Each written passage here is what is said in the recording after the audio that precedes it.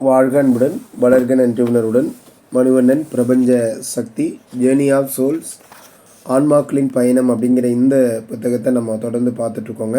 இந்த வீடியோ இப்போ தான் நீங்கள் முதல் தடவையாக பார்க்குறீங்க அப்படின்னா நம்மளுடைய சேனலை சப்ஸ்கிரைப் பண்ணிக்கோங்க, அப்படியே ஆல்னு கிளிக் பண்ணிக்கோங்க. அதோட பிளேலிஸ்ட்டை போனீங்க அப்படின்னா ஆன்மாக்களின் விதிகள் அப்படிங்கிற ஒரு டாபிக் இருக்கும். அதை கேட்டுட்டு நீங்கள் இதை கேட்டிங்க அப்படின்னா உங்களுக்கு இன்னும் நல்லா புரியும். இல்லை இந்த புத்தகமோ அல்லது ஆன்ம உலகின் விதிகள் புத்தகத்தையும் நீங்கள் வாங்கி படிக்கிறனாலும் படிச்சுக்கோங்க. முடியாதவர்கள் இதுலேயும் நீங்கள் கேட்டு தெரிந்து கொள்ளலாம். வாங்க இன்றைக்கி வீடியோக்குள்ளே போகலாம். அப்போ இந்த அத்தியாயத்திலோட 2 நிகழ்வுகளில் வந்து பார்த்தீங்க அப்படின்னா ஆன்ம உலகத்திற்கு தாங்க திரும்பி வரக்கூடிய நடைவழிகளின் இறுதிக்கட்ட நினைவுகளை அந்த ஒரு ஆரம்ப நிலையில் இருக்கக்கூடிய ஆன்மாவும் ஒரு முதிர்ச்சி நினைந்த ஆன்மாவும் சொன்னாங்க. இந்த ரெண்டுமே மாறுபட்ட எதிர் விளைவுகளை சுட்டி காட்டுது. அரங்கு நிலையத்திலிருந்து தங்கள் சொந்த குழுவினுடைய முடிவிடத்திற்கு இவங்க ஒவ்வொருத்தரும் பங்கு கொள்வோராகவும் தாங்கள் வந்து அந்த காட்சிகளை வந்து அவங்களுடைய விதத்தில் வந்து கூறினாங்க. என்னுடைய நபர்களில் சிலர் வந்து நுழைவாயிலேருந்து தங்கள் குழுவில் சேர்க்கப்படுவதற்கு நிலை மாற்றம் மிக விரைவாக உணர்கிறாங்க. சிலர் வந்து பார்த்திங்க அப்படின்னா கொஞ்சம் நேரம் தேவைப்படுது. அதுமாரி வீடு திரும்புறதுக்கும் சேர்க்கப்படுறதுக்கும் இடையே நினைவுகளை அவங்க திரும்ப கொண்டு வரும்போது என்னுடைய வாடிக்கையாளர்களில் சில சமயங்களில் ஒரு முக்கியமான நபர் ஒளி உருவத்தில் இருக்கவில்லை என்றோ அல்லது அவர்களுடன் மனம் வழியாக தொடர்பு கொள்ளவில்லை என்றோ அல்லது தன்னுடைய அக்கறையை அவங்க வந்து வெளியிடுறாங்க. பெரும்பாலும் சற்று முன்னரே முடிந்த வாழ்க்கையில் இது பெற்றோராகவோ அல்லது வாழ்க்கை துணையாகவோ இருக்கிறது. நிலை மாற்ற கட்டத்தின் இறுதியில் காரணம் வந்து இயல்பாக தெரியுது. அது பெரும்பாலும் அவர்கள் ஏற்றுக்கொண்ட உருவத்தை பொறுத்து அப்படிங்கிறதையும் நம்ம பார்த்தோம். அப்போது திரும்பி வரக்கூடிய சராசரி ஆன்மா இன்பத்தால் ஆட்கொண்டிருப்பதை நம்ம பார்க்குறோம். பழக்கப்பட்ட நபர்கள் அலையலையாக செல்கின்ற பிரகாசமான அந்த ஒளி கூட்டத்தில் சேர்த்து வைக்கப்படுறாங்க அப்படிங்கிறதையும், குறிப்பிட்ட வேளையில் குறிப்பிட்ட நாளங்களுடன் ஒருங்கிணைந்த இசை தொடர்பான ஓசைகள் உள்ளே வர்றப்ப பயணிக்கு வழிகாட்டுகிறது அப்படிங்கிறதையும் ஒரு நபர் சொன்னார். நான் என் இடத்தை நெருங்கிறப்ப நான் அடையாளம் கண்டுகொள்வதற்கான ஏராளமான குரல்களுடைய ஒரு துணி, அது வந்து ஒரு ஓசை கேட்கறது போல் இருக்குது அப்படிங்கிறதையும் நம்ம வந்து அன்றைக்கி பார்த்தோம். இதெல்லாம் அந்த நிகழ்வுகளில் நம்ம பார்த்தோம். இப்போ அதுக்கு பிறகு வந்து பார்த்திங்க அப்படின்னா ஒரு குறிப்பிட்ட இடத்துல நிலை பெறுதல் எப்படி வந்து ஒரு குறிப்பிட்ட இடத்துல நிலை பெறுது அப்படின்றத நம்ம பார்க்குறோம். நமக்கு ஒரு ஆன்மா இருக்கிறது என்ற நம்பிக்கை கொண்டுள்ள மக்களை பற்றிய என்னுடைய அபிப்பிராயம் என்ன அப்படின்னா, எல்லா ஆன்மாக்களும் ஒரு பெரிய கூட்டத்திற்குள்ளே கலக்கப்படுறாங்க அப்படின்னும், அவர்கள் கற்பனை செய்வது தான் தங்களுடைய அமர்வு வேலைகள் துவங்குவதற்கு முன்னர் ஏராளமான என் வாடிக்கையாளர்களுக்கும் இதை நம்புகிறார்கள். அப்புறம் விழிப்புணர்ச்சி வந்த உடனே ஆன்ம உலகில் ஒவ்வொருவருக்கும் ஒரு குறிப்பிட்ட இடம் உள்ளது என்ற அறிவுடன் அவர்கள் வியப்பை வெளிப்படுத்துவது ஒரு அதிசயம் அல்ல. அறிதுயில் நிலையில் உள்ள மக்களுடன் நான் ஆன்மா உலகில் வாழ்க்கையை பற்றி ஆராய்ச்சி ஆரம்பித்த பொழுது ஆன்மாவுக்கு உதவி குழுக்கள் ஏற்பாடு செய்யப்பட்டிருப்பதை பற்றி கேட்க நான் தயாராக இருக்கவில்லை. இந்த பூமியை விட்டு விலகி சென்றவுடன் ஆன்மாக்கள் தங்களாகவே ஒரு இலக்கில்லாமல் மிதந்து கொண்டிருப்பதாக நான் வந்து மனசில் எண்ணம் வச்சுருந்தேன். ஒரு குழு இட அமர்வு ஆன்மாவின் மட்டத்தை பொறுத்து உறுதிப்படுத்துகிறது. ஒரு இளைய ஆன்மா அல்லது அத்தியாயம் 4 சொன்னபடி பார்த்திங்க அப்படின்னா மற்ற காரணங்களுக்காக தனிமைப்படுத்தப்பட்ட ஆன்மாக்களை தவிர பௌதீக மரணத்திற்கு பின்னர் ஒரு ஆன்மாவின் வீடு நோக்கி திரும்பும் பயணமானது அவர்களுடைய சொந்த குடியிருப்புக்காக ஒதுக்கப்பட்ட இடத்திற்குள் இறங்குவதுடன் முடிகிறது அப்படிங்கிறதும் தெரியுது. இந்த குழு தொகுதிகளில் சுட்டி காட்டப்பட்டுள்ள ஆன்மாக்கள் ஒரே அளவு விழிப்புணர்வு கொண்டுள்ள மிக நெருங்கிய பழைய நண்பர்கள் நம்ம இப்போ பார்க்க போகிறது அப்படிங்கிறதையும் அவர் சொன்னார். அடுத்ததாக பார்த்திங்க அப்படின்னா ஒரு ஆன்மா வந்து அந்த குழுவோடைய பாகமாக இருக்கிறது வந்து மெய் மறந்த நிலையில் மக்கள் சொல்கிறப்ப நம்ம வந்து ஒரு மனித குடும்பத்தில் அவங்கள பார்க்குறது மாதிரியும் நேரடியாக அடிக்கடியாக தொடர்பு கொள்ளக்கூடிய சிறிய முதல்நிலை ஆன்மாக்களுடைய ஒருமத்தை வந்து பற்றி பேசுகிறாங்க. ஒரே நிலையில் இருக்கக்கூடிய உறுப்பினர்கள் வந்து பூமியில் வந்து நம்முடைய கருத்திற்கு எட்டாத அளவுக்கு ஒருவருக்கொருவர் வந்து அவங்க ரொம்ப கூர்மையான திறன் இருக்கிறாங்க அப்படின்னு சொல்கிறாரு. அதுமாரி ஒருவருக்கொருவர் குறைந்த அளவு நெருக்கமாக உள்ள 2வது நிலை ஆன்ம குழுக்கள் வந்து ஒரு சமுதாய துணைக்குழு வடிவத்தில் வரிசைப்படுத்தப்படுறாங்க. 2வது நிலை ஆன்மாக்கள் வந்து பெரிய குழுக்கள் ஒரு குளத்தில் உள்ள அள்ளி மொட்டுகள் போல் மிகப்பெரிய முதல்நிலை கொத்துக்கள் தொடர்களால் அவங்க இருக்கிறாங்க அப்படிங்கிறதையும் ஆன்மீக குலங்கள் முடிவற்றதாக தோற்றமளிக்கின்றன. அதாவது அந்த இடத்த வந்து ஒரு ஆன்மீக குலம் அப்படின்னு சொல்கிறார், வெற்றிடமாக இருக்கக்கூடிய அந்த இடத்த. இதுக்கு வந்து 2வது குழுவில் ஒருபோதும் 1000த்திற்கும் குறைவாக ஆன்மாக்கள் இருந்ததாகவே நான் கேட்கல, எல்லாம் அதிகமாக இருந்ததாக தான் நான் கேட்டேன் அப்படிங்கிறார். ஏராளமான முதல் நிலை குழு கொண்ட ஒரு 2வது குழு சிதறலான தொடர்புகள் உள்ளதாகவும் தோணுது, அல்லது கொத்துகளுக்கு இடையேவும் ஒரு தொடர்பும் இல்லாதது போல தோணுது. 2 வேறுபட்ட 2வது குழு உறுப்பினர்கள் ஆன்மாக்கள் ஒருவருக்கொருவர் வந்து அர்த்தமுள்ள விதத்தில் அவங்க வந்து தொடர்போடு இருக்கிறத நம்ம கண்டுபிடிச்சதாக தெரிஞ்சுது அப்படின்றதையும் அவர் சொன்னார். அப்போ சிறிய தொகுதி உட்பிரிவு முதல்நிலை கொத்துக்கள் 3லிருந்து 25 ஆன்மாக்கள் வரை இருக்கிறாங்க, அந்த எண்ணிக்கை இருக்குது அப்படிங்கிறதும், அதை உள்வட்டம் என்று அழைக்கப்படக்கூடியதாகவும், சராசரி கூட்டம் வந்து தோராயமாக 15 நபர்களை கொண்டிருக்கிறது அப்படிங்கிறதையும் நம்ம அந்த என்னுடைய அமர்வுகளை நான் பார்த்தேன் அப்படின்றார். எந்த தொழில் சம்பந்தப்பட்ட தொடர்பும் ஒரு மனித பிறவியின் போது கற்க வேண்டிய பாடங்களால் கட்டுப்படுத்தப்படுகிறது. இது கடந்த கால வாழ்க்கையினுடைய தொடர்பு காரணமாகவும் இருக்கலாம், அல்லது சம்பந்தப்பட்ட ஆன்மாக்களுடைய குறிப்பிட்ட தனித்துவ குணங்களால் கூட இது மாதிரியெல்லாம் இருக்கலாம் அப்படின்னு நான் நினைக்கிறேன் அப்படின்னு சொல்கிறாரு.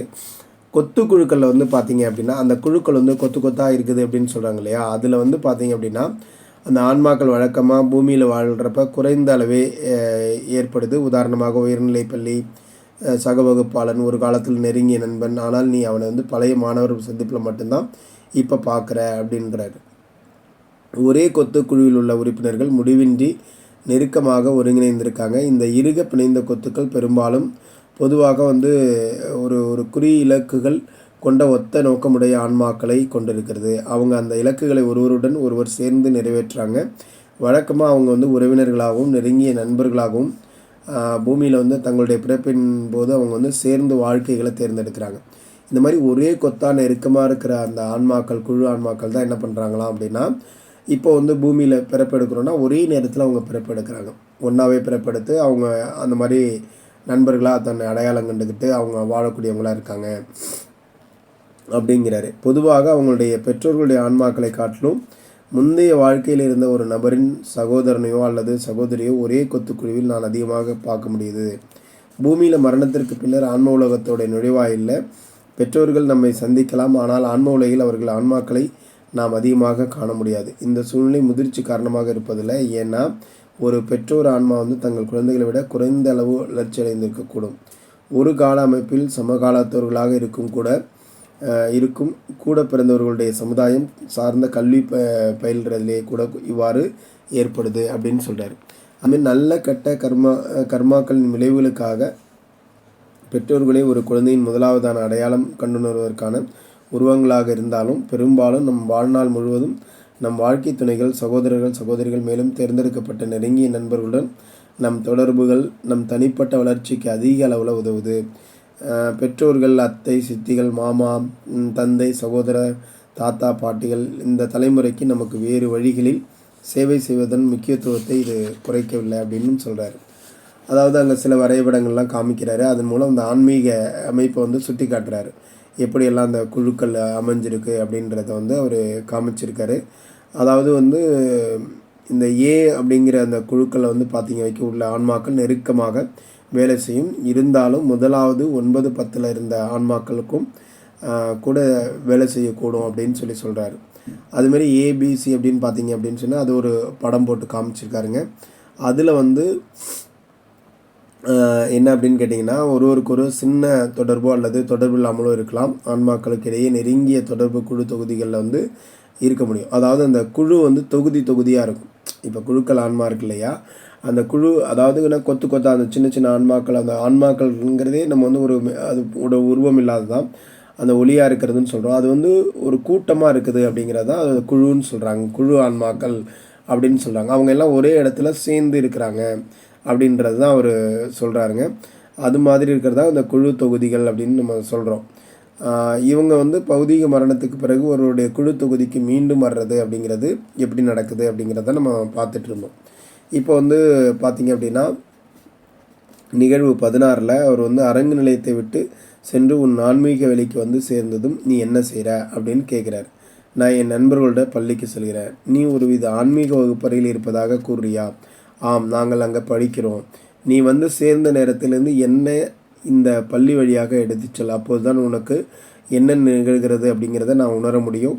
வெளியிலிருந்து நீ என்ன பார்க்கிறாய் அப்படின்னு சொல்கிறதுலேருந்து ஆரம்பி.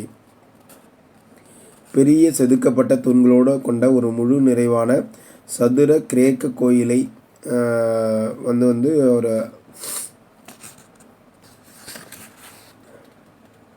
அதை நான் வந்து பார்க்குறேன். மிக அழகாக உள்ளது. நான் அதை கண்டுணர்கிறேன். ஏன்னா இங்கு தான் ஒவ்வொரு சுழற்சிக்கு பின்னரும் நான் திரும்ப வருகின்றேன்.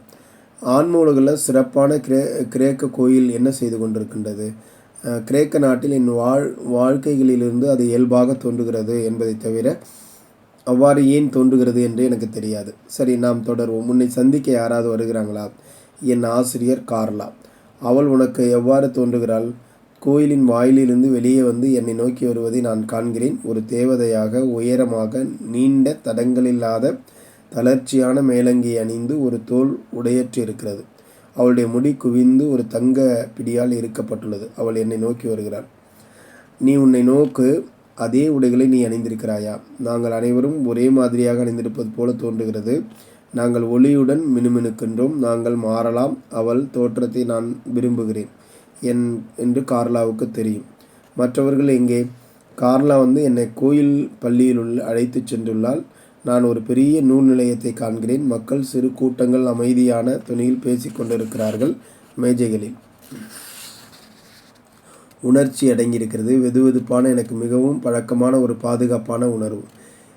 இந்த எல்லா மக்களும் முதிர் வயது உடைய ஆண்மாக்களா, பெண்களாக தோன்றுகிறார்களா? ஆம், ஆனால் என் குழுவில் பெண்மணிகள் அதிகமாக இருக்கிறார்கள். ஏனென்றால் அந்த பால் தான் தற்சமயம் அவர்களுக்கு இசைவாக இருக்கிறது. அதாவது என்னென்னா, ஆண் பெண் பால் விருப்ப தேர்வை குறிப்பிட்ட இந்த நபர் வந்து உபயோகிக்கப்பட்ட வார்த்தை வந்து என்ன அப்படின்னா, இணைதிறன். அதாவது ஒரு தொடர்பு தேர்வு இருப்பினும் அது ஏற்றதாக உள்ளது. வேதியியல் இணைதிறன் என்பது நேர்மறை அல்லது எதிர்மறையான குணங்களை கொண்டிருக்குது. அதாவது மற்ற தனிப்பொருளுடன் சேரும்போது இசைவு பொருத்தத்தை அளிக்குது. குழுக்களில் உள்ள ஆன்மாக்கள் ஆண்கள் மீதோ பெண்கள் மீதோ அல்லது கலந்தோ நாட்டம் கொண்டிருக்கலாம் அப்படின்றத இது உணர்த்தக்கூடியதாக இருக்குது அப்படின்னு சொல்கிறாரு. இப்படியே இந்த நபருடைய அமர்வு வந்து தொடர்ந்துகிட்டே இருக்குதுங்க. அதை நாளைக்கு இன்னொரு வீடியோவில் நம்ம பார்க்கலாம். அதுவரை தொடர்ந்து இணைந்திருங்கள். நன்றி. உங்கள் மணிவண்ணன்.